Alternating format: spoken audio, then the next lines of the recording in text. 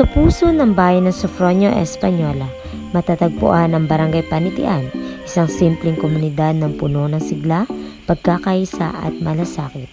Dito, ang bawat mamamayan ay may sariling kwento ng pagtutulungan at pag-asa.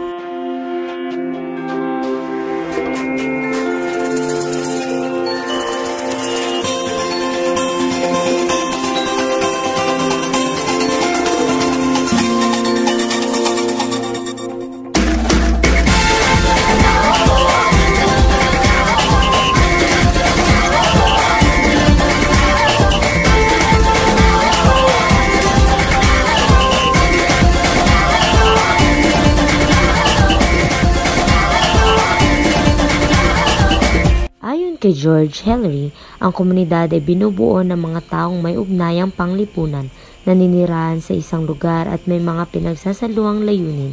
Sa Barangay Panitian, makikita natin ito sa araw-araw sa pagtutulungan ng mga mamamayan, sa respeto sa bawat isa at hanggang umunlad bilang isang pamilya.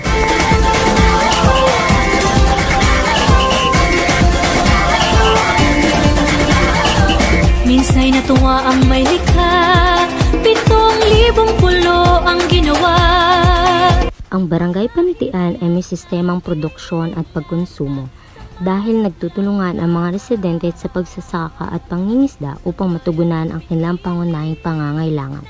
Mayroon din itong sistema ng sosyal na partisipasyon kung saan aktibong makikilahok ang mga mamamayan sa mga proyekto at program ng barangay.